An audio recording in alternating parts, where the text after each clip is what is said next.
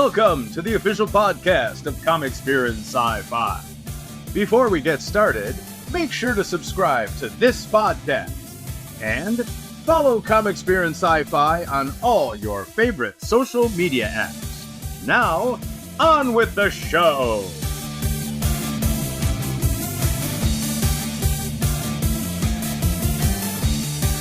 Hey, this is Mark at the Knights of Columbus All Comic Book and Toy Show. I'm here with Steve Sabo. He is sort of a pop cultural historian, comic books and other collectibles, and he's here with this poster from the first Triple Fanfare here in Detroit. Tell us a little bit about that, because you were there. I was there, yes. It was put on primarily by Jerry Bales, who was an instructor, professor at Wayne State University. He was a lifelong collector.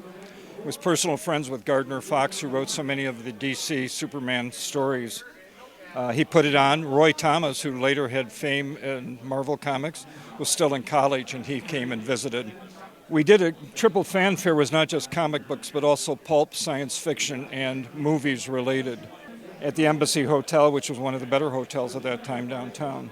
Well attended. We had some professionals come in. Russ Heath, who was doing Sea Devils, GI Combat, and that kind of thing for DC. And then a number of people that would later emerge. Marv Wolfman, who was a big writer for Marvel, was in high school yet. He came. Yeah, he did the Tomb of Dracula. So. Yeah, that's correct, yeah. So again, it was primarily fans. Some of the amusing things are Alex Raymond, who did Flash Gordon, the Sunday pages. One dealer had so many of them because it was, again, a new area. He couldn't sell them at $5 a page. They now go for a minimum of $250,000.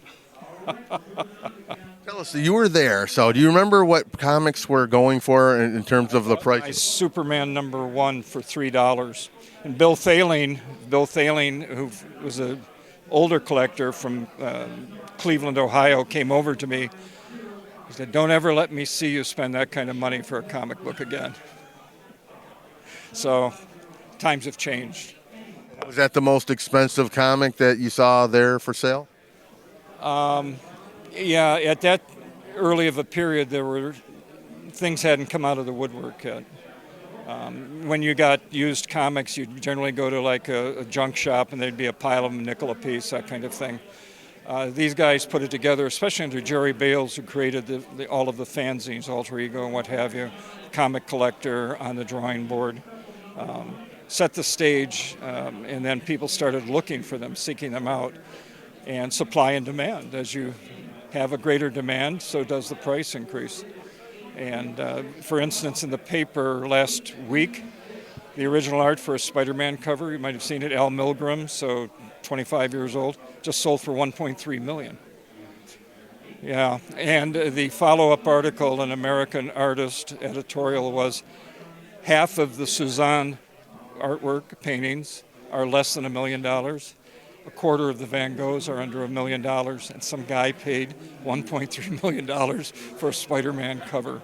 So comics have kind of turned into more highbrow art now. Well, highbrow art and investment, yeah. And again, it'll be interesting to see in the future with the rise of digital illustration. Will people then seek out true handwork? Yeah, because there's not going to be no hard copies. That's correct. So the future bodes well.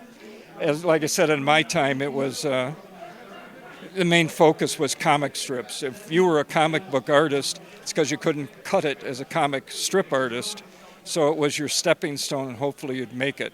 Most didn't. What was it like being there at that show? What was the crowd like? What kind of demographics did you have there? If I had to give quantity for the dealers, there was one room for them. There might have been 50 dealers. And in terms of guests, visitors, there were probably 400. But remember that it wasn't just comic books, it was films. There were a large group of silent movie collectors, horror films of Bela Lugosi, Boris Karloff, and then obviously science fiction, the pulps and that. So kind of divvy it up, if you will, between those three categories. For the comic books, it was more heavily comic strip, and the comic books were considered the bad children of the world. So, and then, again, interesting, nowadays you can't give away comic strips, and I bought some for my collection today from 1945, for instance, but very few collectors.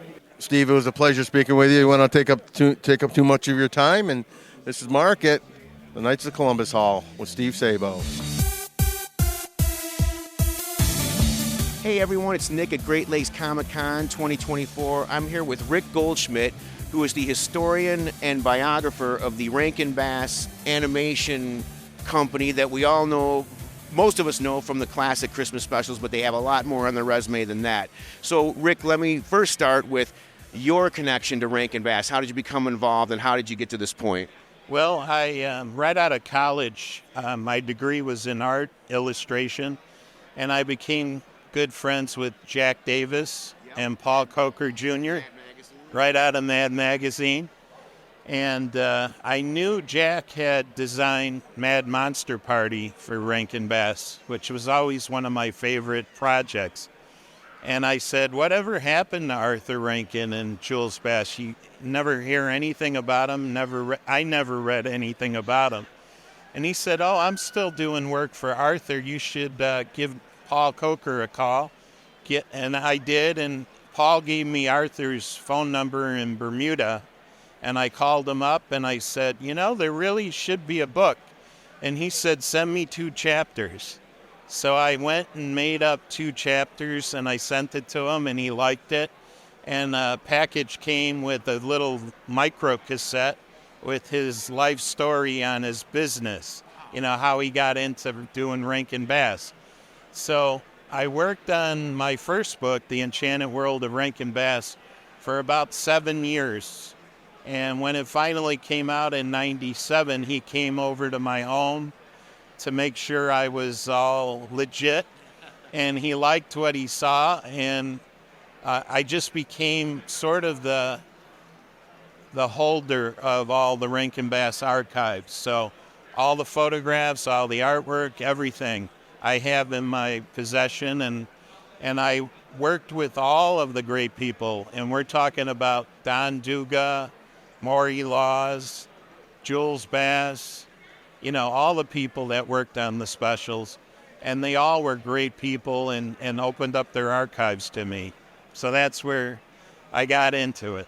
Okay, well, as I mentioned some of the Christmas specials. Now, Rankin Bass, a lot of people know them for the stop motion. Is that stop motion actually the correct term for what they did? It was animagic. It was all done in Japan, 1 frame at a time with small dolls.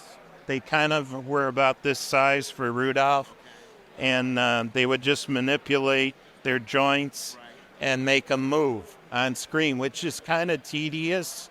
I could never be a stop-motion animator, but the Japanese were experts, and Arthur loved the culture there, so he oversaw it. Jules never went to Japan. It was just Arthur who went to Japan. He loved the culture. He loved the people. And that's how they got their animagic done. Interesting. So give us a quick story of their studio. What did they start with and how did they progress? And how did they find that niche of holiday movies? Because they also did the Easter Bunny's Coming to Town and Rudolph's New Year, etc. Right. Well, everything came out of New York, first of all. Arthur had residents that he turned half of it into business addresses in the early days. So all of the people, like I mentioned, Jack Davis, Paul Coker, they were all living in New York at the time. So they would get the artists and Maury Laws to do the music, and everything was done in the States. Then they went to Canada initially for the voice work. Paul Souls, Billy May Richards, all the people that we know. Larry Mann, who was a Canadian who came to the States and was in all the television shows of our past. He became an actor in the U.S. So Canada was big for the voice acting segment. And then they worked with the musicians in England. Maury Laws went to England to live and did all his orchestrations there. Initially, they were known as Videocraft International, and that was because they were an international company. They got into the Christmas stuff because of Rudolph, solely because of Rudolph. they thought Return to Oz, which was the first special they did for the General Electric Fantasy Hour, would be a much bigger deal than Rudolph. But Rudolph turned out to be the big hit, and then everybody wanted a Christmas special from them. And eventually they did The Little Drummer Boy and Frosty and Santa Claus is Coming to Town. Nestor the Long-Eared Donkey. Right. And the animation actually got a little bit more, better as it went along, but I liked the earlier designs by Tony Peters best. Rudolph, Willie McBean and his Magic Machine. Some of the early stuff is really what drew me into Rankin Bass. Sure. You know, Rudolph and Frosty, for example, were based on existing songs. Right. So the story came from so how did they pick those particular songs? Well, Johnny Marks was a neighbor of Arthur Rankin's, so that's why Rudolph was the first. But Romeo Muller, who was the writer, created all of the other characters. So with the storybook that was at Montgomery Ward's by Robert L. May, that just focused on Rudolph and Santa. Romeo brought in the Island of Misfit Toys, Hermie the Dentist, all of the Yukon Cornelius. So Romeo Muller played a huge role in taking the song, like from Frosty, Santa Claus is Coming to Town, and developing it with a whole bunch of other characters that, especially the Heat Miser and Snow Miser, are so popular. He really was responsible for creating most of it. The music that he did is an embarrassment of riches. Put one foot in front of the other. Almost every song in Santa Claus is Coming to Town is a classic in its own right. Not that the rest of the specials didn't have great music, but I mean, it's and I watch these every year to this day. I have the DVD box sets, and I'm just blown away by how good the music is. Well, Maury Laws was a very close friend of mine. I'm a musician also. I've recorded music with the Gin Blossoms, and I know about recording techniques and mastering and all of that. And Maury lived in Appleton, Wisconsin, and his son lived in downtown Chicago. So whenever he visited his son, I would meet up with him and have dinner. And he really respected that I was a musician and that I knew how important the music was and how it was a bigger piece of the puzzle than most people give it credit for. And then Jules Bass wrote the lyrics, which were always great, and they fit into they didn't just stop and do a song. It had to fit the storyline, like put one foot in front of the other and all the others. Yeah, you know, and a lot of those were kind of slightly traumatic. I must say that the most traumatic part of every Christmas is when Santa comes into the greenhouse and Karen is crying over the puddle that was Frosty. Did it ever occur to them when they wrote that Karen had to witness the melting of Frosty? Well, it was significant, but obviously he came back to life with Santa's help. After we're done going. Yeah. Yeah, and also Baba and the little drummer boy getting hit by the, Nestor. Well, that came from Bambi. It was sort of a Bambi tribute. Usually Romeo wrote completely free of any kind of other writing, but that was more of a Bambi writing. And another Christmas-themed special. So let's switch gears a little bit over to Tolkien. So how did they become involved with The Hobbit? And then they did Return of the King, but Ralph Bakshi did Lord of the Rings. So are they connected, and how did they get started in that? Well, they got the rights to the book initially, and whoever owned the rights, I was talking to somebody earlier today. I think Tolkien had already passed away, but his estate was working with Arthur and Jules. And at some point in the development of The Hobbit, they said, we don't want you to do this. But it came to, we already bought the rights. We can do it. We're going to do it. And they won a Peabody and a Christopher Award, which is a very prestigious thing in animation to win those awards. So that led not only to Return of the King, but it led to them doing a lot of fantasy art with The Last Unicorn, Flight of Dragons. They did a Wind in the Willows, which was very kind of fantasy-like. So it was a totally different style and direction for Rankin Bass. But they like to try a lot of different things. Eventually they got into making feature films for like the ABC Friday night movie, The Bermuda Depths and The Last Dinosaur, and they made a movie called Marco with Desi Arnaz Jr., which was a live-action movie. Unfortunately, they never got a really big budget to make the kind of movies Arthur did want to make, but they were very experimental at the time they did The Hobbit. And it really it brought in a whole new fan base, too. I appeared at Dragon Con in Atlanta, and I did 5 panels there. And one of them was strictly about the fantasy films. And every panel I did was crowded. It was full. So there's all different kinds of fan bases for the Rankin Bass. How was it they didn't do Two Towers and Fellowship of the Ring, and that went to Bakshi? Yeah, I think some of it became public domain. Some of it couldn't even be aired in Canada either, is what Arthur was telling me. And he was very dissatisfied with Return of the King because it combined more than one book, I think, and he thought it was too much. So their Return of the King wasn't necessarily meant to be a direct sequel to Bakshi's. Right. And their Return of the King, I learned later from seeing it on YouTube, it first aired as part of the ABC Friday night movie or the Wednesday night movie or something. Yeah. It wasn't like a TV special. The Hobbit was for the Xerox company. So The Hobbit was huge. Everybody wanted to see it because they read the book. All the kids I went to school with were reading the book.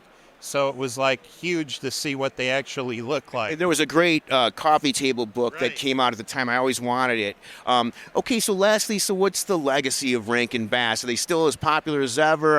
Are young people discovering still Rudolph and all these shows? I'm finding that Rankin Bass is an inflation-proof business because everybody wants to go back to when times were good for them, their childhood, and just not think about all the horrible things that are going on in the world. And there's generation after generation, they show it to their kids, and their kids show it to their kids. And Rudolph is 60 this year, and The Year Without a Santa Claus and 'Twas the Night Before Christmas, which is another great special, are 50 this year. And that's going to be my 7th book on The Year Without a Santa Claus and 'Twas the Night Before Christmas. I love those specials. And in Night Before Christmas was traditional animation like Frosty. What made them go back and forth sometimes from stop motion to traditional animation? Well, if they were in production with, say, Santa Claus is Coming to Town, and it takes like a year to do Animagic, or 18 months in some cases, all they could do if they sold the special to another network, say NBC or CBS, they could only offer it to them and sell animation. So they would hire Mushi or Toei in Japan while the animators were working on, say, Nestor or something like that. Yeah, so they couldn't always do. Right. But they did want it to look like the Paul Coker artwork, and the only way they could do that is in cell animation. It doesn't really look like his artwork in Animagic. So, what's next for you? My book and a couple more appearances this year. With the 60th of Rudolph, I'll probably be on CBS's national news, and it gets a lot of attention when it's a big anniversary like that. So it's always fun to celebrate, what really makes the holiday great for me is the traditional Rudolph and Santa Claus is Coming to Town and Frosty. They did all the classic Christmas characters. I mean, Charlie Brown is great. Mr. Magoo, Christmas Carol is great. The Grinch is great, but they don't have Santa and Frosty and reindeer and all the things that we love about Christmas in them, and Rankin Bass does. So where can we get your books? Well, at Miser Bros, like the Heat Miser and Snow Miser, miserbros.com, that's MISERBROS. Or I have an Etsy shop. I have books in the Amazon Marketplace, and I'm on eBay under Miser Bros too. Okay. So I always personalize and draw in the books as well. Thanks again.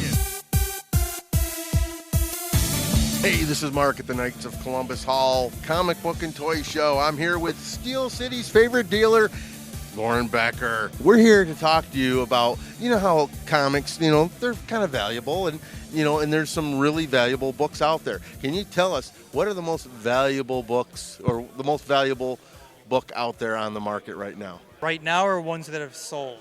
Sold. The Fantastic Four #1, 9.6. That one closed for, was it $2.5 million? Close, $2.04 million, 9.6 in 2020. I think there was a 9.4 copy of Captain America #1 that somewhere in the $3 million mark.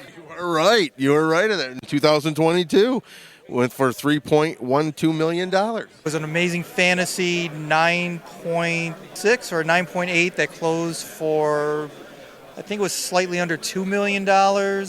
Amazing Fantasy, a 9.6, went for $3.6 million in 2021. Well, I know that a couple years ago in Action Comics #1, I think it was graded a 9.4, was $3.2 million. Most valuable sold action comic was for $6 million at an 8.5 in 2024. There was a Superman 1 that closed, I think it was like an 8.0, but it closed for like $1 million. It was a private sale. And then years ago, there was a Hulk 181 that was graded a 9.9 that closed for $150,000, which at the time was outrageous. But even back then, I said that was a bargain, because I'm sure if that book came up for sale again through Heritage, it would probably be about a $3 million book minimum.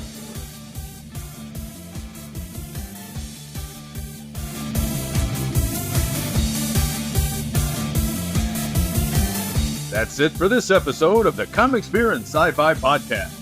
Thank you for listening, and we hope you'll join us next time.